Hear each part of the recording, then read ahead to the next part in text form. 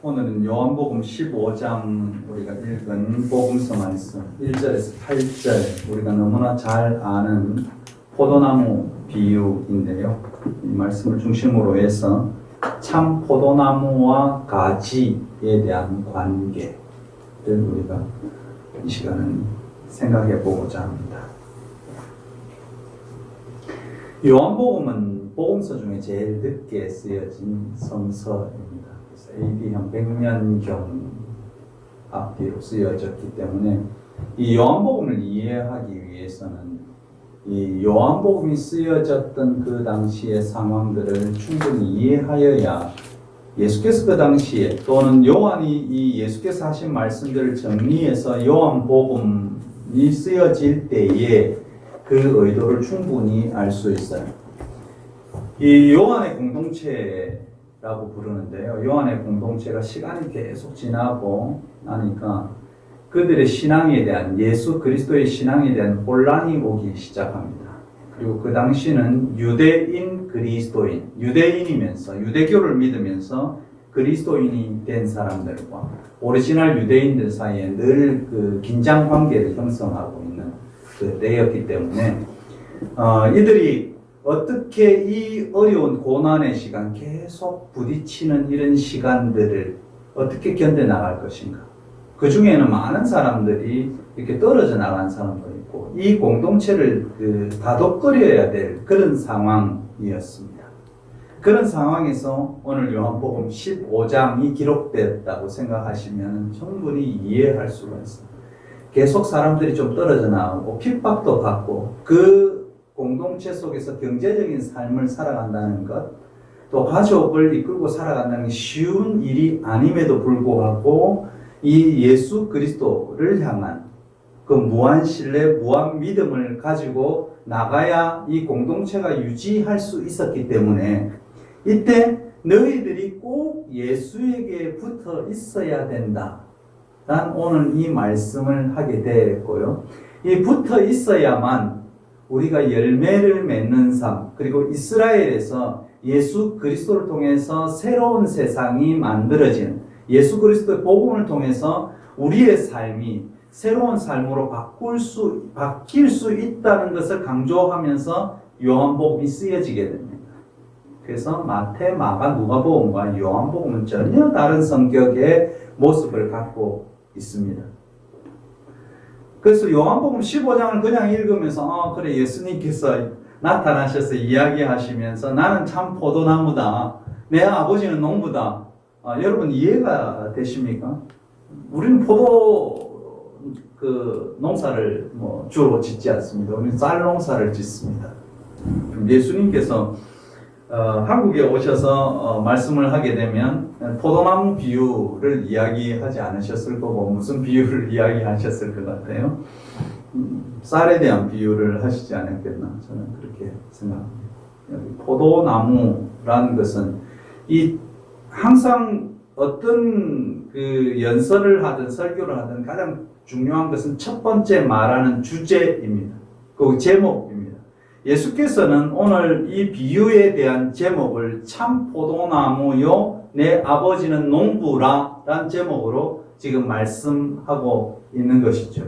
자, 여기서 포도나무가 있는데 이 포도나무 비유의 첫 번째 단락에서 가장 중요한 것은 무엇인가 하면 참이냐 거짓이냐에 대한 문제입니다.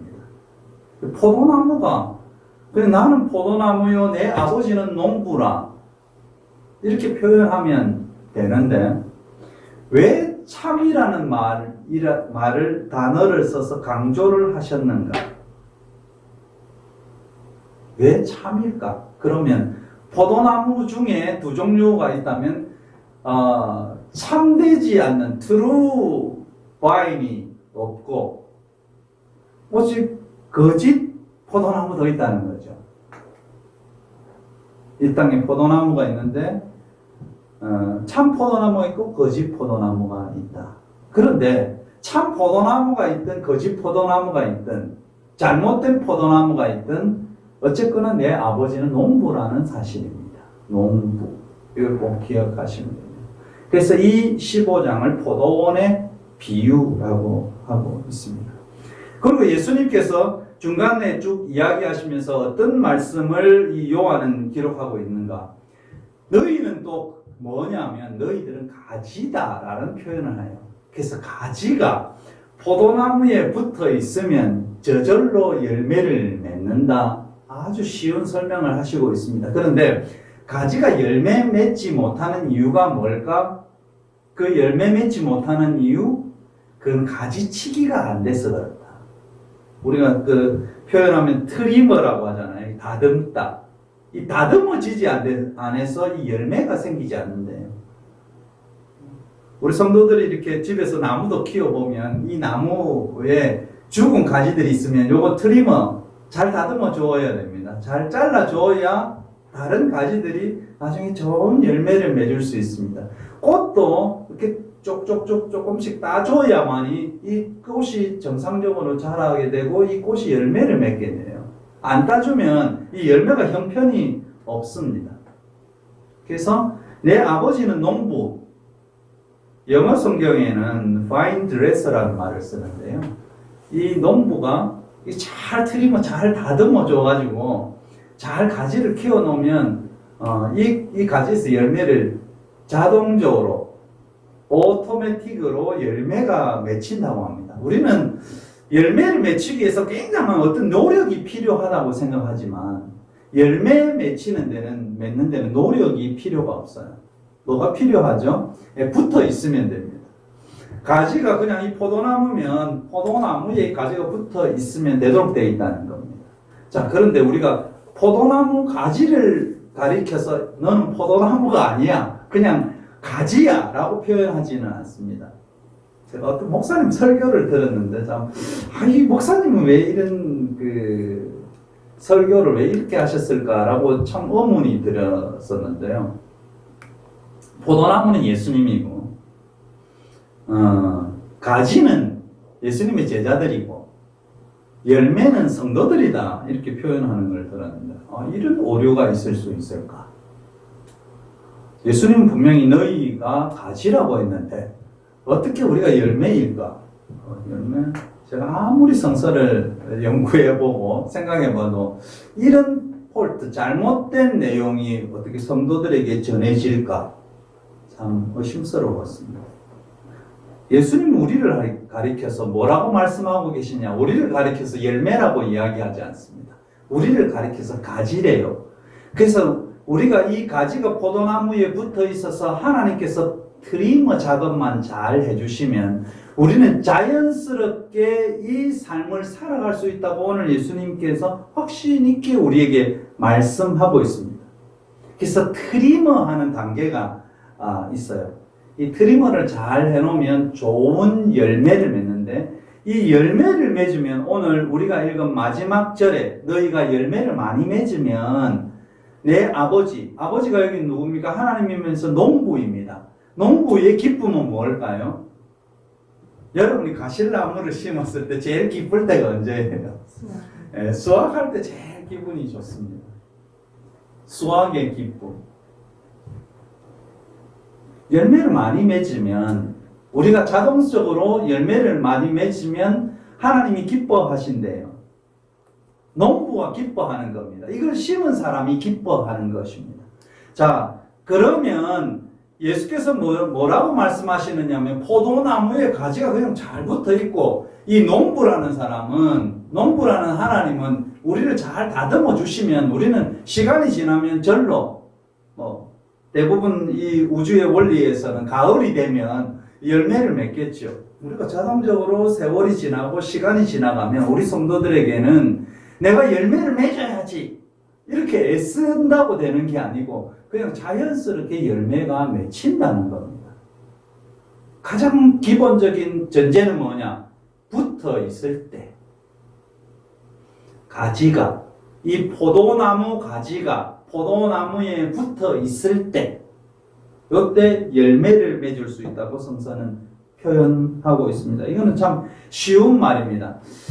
제가 이 열매를 생각하면서 이 열매가 어떤 기쁨을 줄까? 제가 지난주에 그 세계에서 좀 유명한 커피를 이렇게 한번 마셔봤는데요.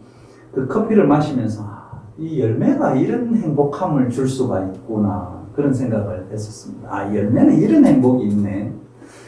이 커피 나무가 좋은 커피를 맺으면 이렇게 마시는 사람에게 주변에 있는 사람에게 참 행복감을 줄 수 있네. 그러면 우리가 열매를 맺게 되면 하나님의 보살피심과 하나님의 함께하심을 통해서 우리가 열매를 맺게 되면 우리는 굉장히 사람에게나 하나님에게 향긋한 존재로 행복을 줄 수 있는 존재로 우리가 살아갈 수 있는 가장 전제는 무엇인가? 참 포도나무에 붙어 있어야 된다는 사실입니다. 이 포도나무에 대한 것은 이스라엘은 굉장히 친숙한 단어이고 친숙한 나무입니다. 하나님께서는 이스라엘 구약 성서를 배경으로 하면 이스라엘 향해서 너희는 포도나무라 했어요. 오늘 예수님께서 내가 참 포도나무야 했지만 구약 성서는 전체적으로 이스라엘 백성을 향해서 너희들은 포도나무라고 했습니다. 이사야 5장 1절에서 7절 구약 성서에 가서 오면 하나님은 그의 백성을 포도나무라고 묘사하게 되는데요. 이사야 5장은 포도원의 노래라는 그런 제목을 가지고 있습니다. 제가 읽어보면 내가 사랑하는 이에게 노래를 해주겠네. 그가 가꾸는 포도원을 노래하겠네. 내가 사랑하는 사람은 기름진 언덕에서 포도원을 가꾸었네. 땅을 일구고 돌을 골라내고 아주 좋은 포도나무를 심었네. 그 한가운데 망대를 세우고 거기에 포도주 짜는 곳을 파놓고 좋은 포도가 맺기를 기다렸는데 열린 것이라고는 들포도뿐이었다니. 예루살렘 주민아 유다 사람들아 이제 너희는 나와 나의 포도원 사이에서 한번 판단하여 보아라. 이것이 유명한 이사야 5장에 나오는 포도원의 노래입니다. 내가 나의 포도원을 가꾸면서 빠뜨린 것이 무엇이냐? 내가 하지 않는 일이 있느냐? 나는 좋은 포도가 맺기를 기다렸는데 어찌하여 들포도가 열렸느냐? 이스라엘 백성을 향한 포도나무라고 지칭한 이스라엘 백성을 향한 하나님의 실망을 매우 아쉬운 어조로 노래하고 있는 것이 이사야 5장에 나오는 포도원의 노래입니다. 그리고 하나님은 이러한 실망감을 다른 선지자를 통해서도 수차례 노출합니다. 예레미야 성서에 가서 보면 예레미야서 구약성서 2장 21절에 나는 너를 종자가 아주 좋은 제일 좋은 포도나무를 심었는데 어떻게 해서 내가 엉뚱한 들포도나무로 바뀌었느냐 라고 안타까워하십니다. 그래서 하나님은 우리를 가리켜서 이스라엘 백성을 가리켜서 유대인들을 가리켜서 포도나무를 비유하고 있습니다. 에스겔에도 똑같은데요. 에스겔 선지자를 통해서 이스라엘을 열매 맺지 못하는 너희들은 열매 맺지 못하는 포도나무야. 그러면서 열매 맺지 못하는 포도나무에게 돌아올 징벌을 예고하기도 했습니다. 오늘 우리가 읽은 시편, 성시교독했던 시편 80편은 아삽이라는 사람의 시입니다. 81편도 아삽의 시, 쭉 시가 나오는데요. 아삽의 시에서 하나님께서 한 포도나무를 애굽에서 가져다가 민족들을 쫓아내시고 그것을 심으셨나이다 라고 고백합니다. 시편 80편 8절입니다. 거기에서 아삽은 출애굽을 하나님이 애굽에서 포도나무를 가져다가 가나안에 옮겨 심은 것으로 표현하고 있습니다. 그런데 하나님이 이 포도나무와 가지를 얼마나 아끼셨는지 모릅니다.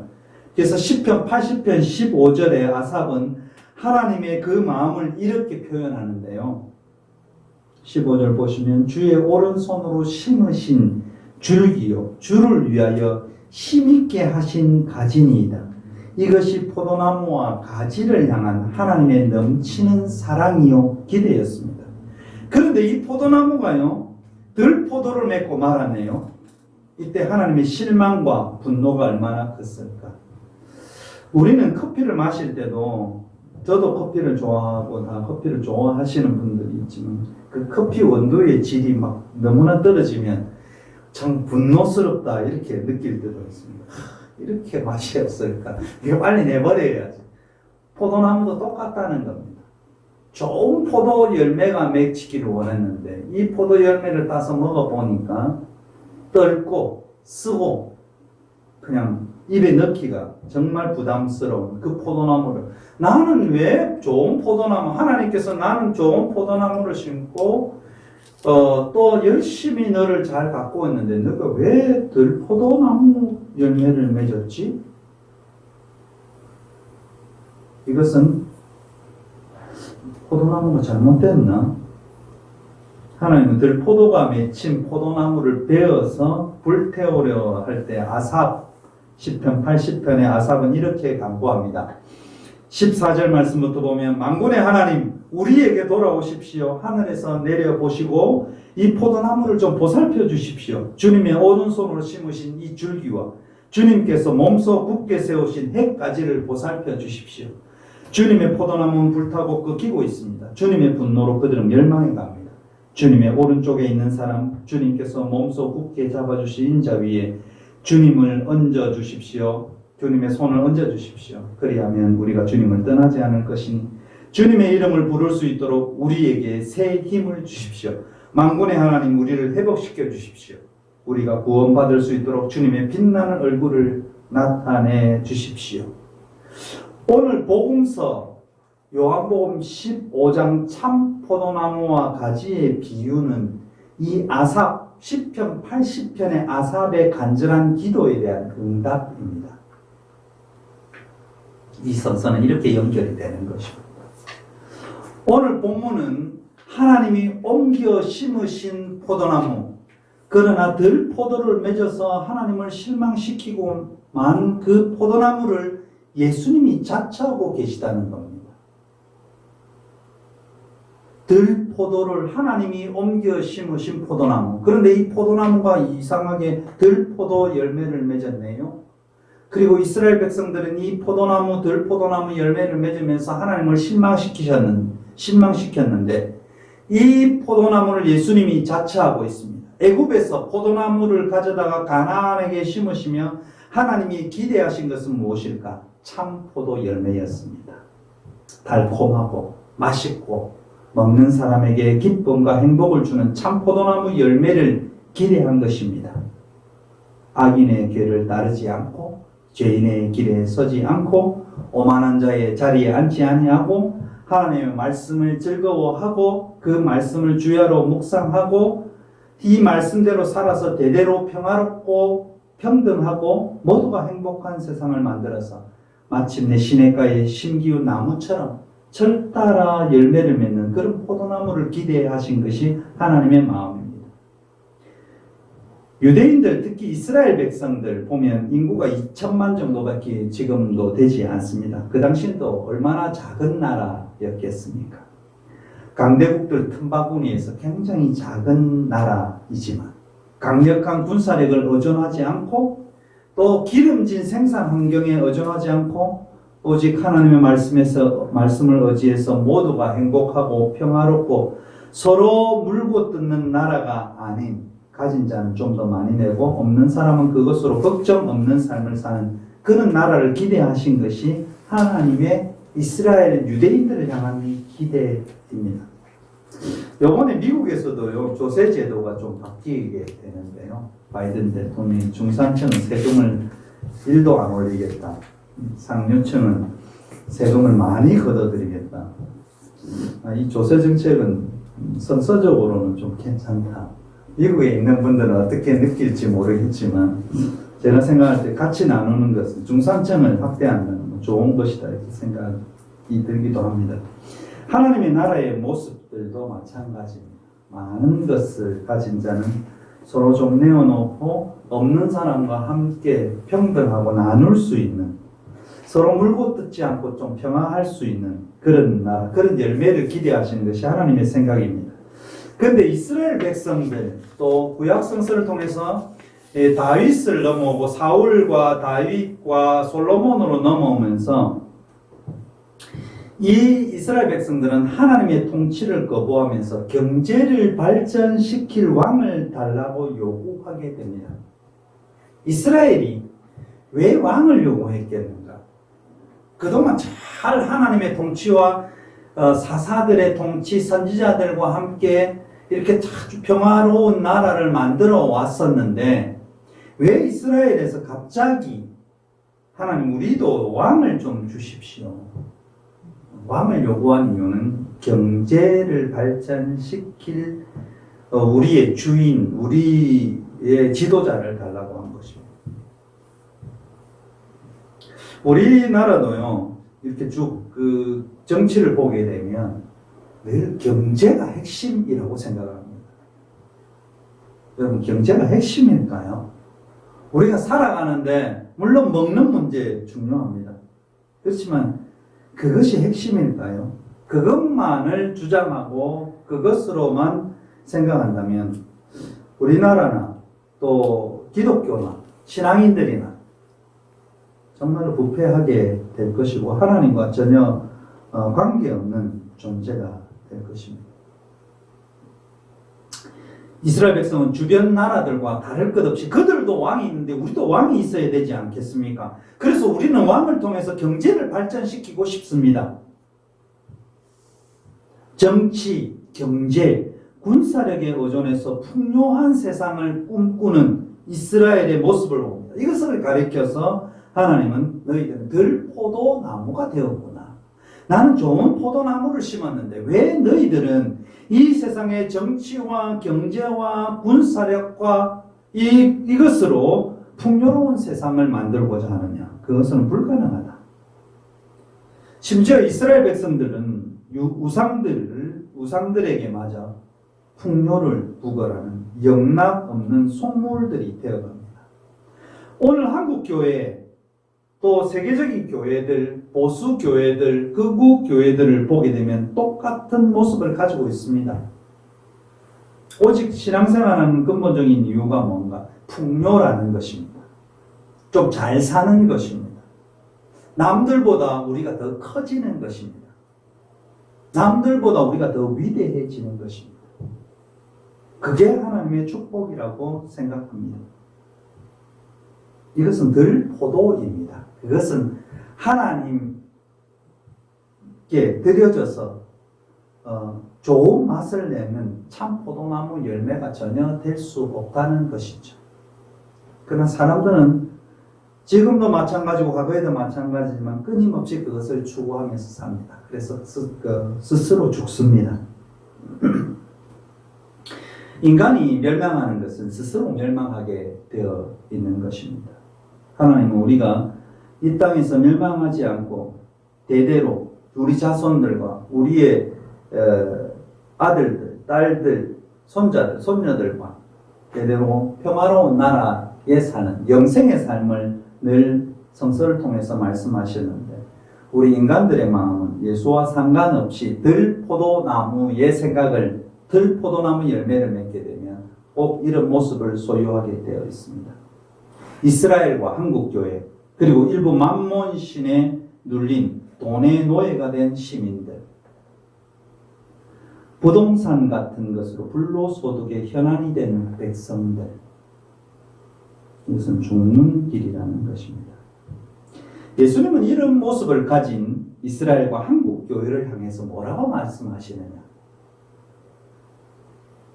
나는 참 포도나무라고 선언합니다.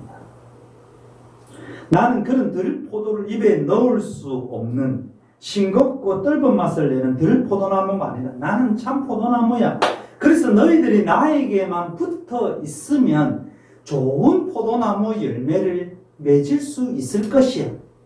그리고 좋은 포도나무 열매를 너희가 맺게 되면 너희가 나의 자손이고 내 제자가 된 것을 이 세상의 사람들은 분명히 알게 될 것이야. 그리고 이 분명히 알게 되는 것을 통해서 너희와 지금 세대와 다음 세대의 삶들이 하나님의 나라의 평화로운 모습으로 살아갈 수 있게 분명히 될 것이야 라는 선언을 오늘 본문은 하고 있는 것입니다. 오늘 우리가 여기에서 중요한 것을 한번 발견해 보아야 되는데요. 참 포도나무가 예수님만 되려는 것이 아니고 우리도 참 포도나무가 되라고 부르시는 예수의 모습입니다. 뭐 가지는 포도나무가 아닙니까? 포도나무의 기둥만 포도나무입니까? 가지도 포도나무이고 기둥도 포도나무입니다. 예수는 우리에게 내가 참 포도나무인데 그러니까 너희도 참 포도나무야 라고 분명히 말씀하고 우리를 부르시고 계시다는 것입니다. 가지와 포도나무를 분리하지 않으셨습니다. 그리고 너희가 나와 같이 참 포도나무가 되어서 열매를 맺으면 하나님이 정말 기뻐하실 것이야. 그리고 my disciple, 내 제자가 된다고 했습니다. 그것도 충실한 제자. 영어 성서에는 fruitful disciple이라는 단어를 씁니다. 아주 충실한 제자들 이런 단어를 써요. 너희가 열매를 많이 맺으면 충실한 내 제자가 되고 이것은 하나님이 너를 창조하신 목적에 부합하게 되는 삶이라는 것을 말씀하고 있는 것입니다. 그러면 이 가지 속에 어떻게 열매를 맺어질까? 열매 맺는 과정, 그것은 손질되어야 한다고 말하고 있습니다. 이 손질하다에 헬라어 단어가 있는데요. 이거는 카다이레라는 말입니다. 카다이레. 이 카다이레, 이 말은 카다이로라는 단어에서 오는데요. 이것은 깨끗하게 하다, 손질하다는 단어. 오늘 성서에서 15장, 요한복음 15장에 쓰여진 손질하다, 다듬다. 이것은 카다이로라는 단어에서 오는데요. 이는 깨끗하게 한다. 없애는 것이 아니고 다듬는다. 거칠고 솟구치고 울퉁불퉁하고 온하고 이런 것을 다듬는다는 것이 카다이로라는 헬라어 단어입니다. 그럼 우리는 무엇으로 깨끗게 할 수 있을까? 왜 무엇으로 다듬어질 수 있을까? 여러분 무엇으로 다듬어질 것 같아요? 성서에서는 이 해답을 줍니다. 에베소서 5장 26절에 물로 씻어 말씀으로 깨끗게 하사라는 말이 있습니다. 그리고 거룩하게 하시고 이 세상의 달콤한 어떤 속삭임, 달콤한 말이 아니고요. 하나님의 말씀으로 깨끗하게 된다고 말씀하고 있습니다. 이 해답을 문제도 성서에서 주지만 해답도 성서에서 줍니다. 에베소 5장 26절 물로 씻어 말씀으로 너희들이 깨끗하게 된다. 죽은 가지를 썩은 가지를 다 솎아내고 손질되면 너희들이 자동적으로 튼튼한 열매를 맺을 수 있는데 그 솎아내는 기준이 뭘까? 우리도 가지치기 할 때 가지치기 잘해야 되잖아요. 열매 맺을 가지는 놔두고 이 열매 못 맺을 가지를 봄철 되면 농부들이 가지치기를 합니다. 탁탁탁탁 끊어내면 튼실한 가지가 남게 되면 거기서 열매를 맺게 돼요. 이 트리머, 이것은 하나님의 말씀입니다. 말씀으로 정결케 되고 손질되면 그냥 예수님이 내 안에 내가 예수 안에 있게 되는 자동이고요. 이거 오토메이션입니다. 자동이에요. 자동으로 붙어 있게 되어 있고 그래서 말씀으로 깨끗게 되면 우리는 열매를 맺을 수 있습니다. 그냥 자동으로 열매 맺는 겁니다. 그럼 열매 맺는 삶, 열매란 무엇인가? 예수께서 마태복음 5장 16절에 이 열매를 아주 강하게 확실하게 우리에게 말씀합니다. 너희의 착한 행실을 통해 하나님께 영광을 돌리게 하라. 오늘 이 말씀은 같이 8절 말씀과 연결됩니다. 너희가 열매를 많이 맺으면 아버지께서 영광을 받으실 것이다. 너희가 열매를 맺게 되면 자동적으로 열매가 너희에게 나오게 되면 이것을 잘 가꾼 하나님께서 기뻐하실 것이다. 너희가 이 세상에서 하나님의 말씀으로 살아가는 삶의 모습을 이 세상에 보여주게 되면 이 세상 사람들은 그래 하나님을 믿는 사람은 하나님을 아는 사람은 다르구나. 그렇게 아버지께 영광을 돌리게 된다는 것입니다. 이것은 아주 쉬운 그 성서의 비유입니다. 한번 생각해 보세요. 우리 자녀들이 세상에서 아주 좋은 어떤 상장도 받기도 하고 어떤 좋은 일을 하게 되면 부모님이 누구셔? 어느 집의 아들이지? 딸이지? 뭐 이런 이야기 하시잖아요. 그거와 똑같습니다. 우리가 이 땅에서 하나님의 자녀로서 삶을 살아갈 때 이 세상 사람들은 우리가 착한 행실을 착한 행실의 모습을 나타내게 되면 그래 너희 아버지 누구야? 그렇게 이야기하신다는 것이죠. 가장 쉬운 표현입니다.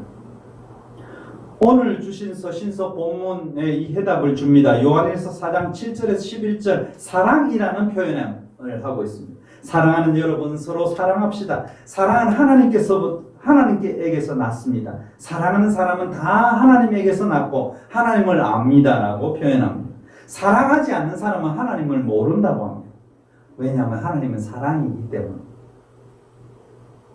우리가 이 세상에서 자녀들, 우리에게 속해진 사람들, 나와 가장 가까운 사람들을 사랑할 뿐만 아니라 더 확장해서 나의 주변에 있는 사람들, 나의 도움이 필요한 사람들, 어떻게 다 온갖 것을 다 할 수 있게 다 하지 못하지만 우리에게 주변에 주어진 이 환경 속에서 하나님이 나를 사랑한 것을 내가 안다면 그들에게 사랑의 모습을 전해주고 사랑의 모습을 나타내주고 사랑의 손길을 그들에게 주게 되었을 때 우리는 자연스럽게 그 열매가 나타나게 된다는 것입니다. 열매 맺는다는 것입니다. 사랑하는 성도 여러분, 저와 여러분이 열매 맺는 삶이기를 원합니다. 이왕 우리는 예수께 붙어 있고 그 진액을 통해서 우리의 가지들은 튼실하게 트리머 되어서 잘 살아가고 그리고 우리가 그리스도를 잘 아는 삶을 통해서 자연스럽게 열매가 맺어질 것이라고 생각합니다. 우리는 하나님의 사랑 속에서 살아갑니다. 그리고 하나님의 사랑받는 존재이기도 합니다. 그뿐만 아니고 이 사랑의 열매로 이웃을 향해서도 또한 나아가야 할 것입니다. 이 사랑의 열매, 우리가 평생 살아가면서 맺어야 될 가장 큰 열매입니다. 참 포도나무이신 예수 그리스도를 보고 참 포도나무이신 예수 그리스도께 붙어 있고 그뿐만 아니고 내가 정말로 참 포도나무가 되어서 아주 좋은 향기를 발하는 열매를 맺을 수 있는 저와 성도 여러분이 다 되시기를 주님의 이름으로 축원합니다. 네. 기도하겠습니다.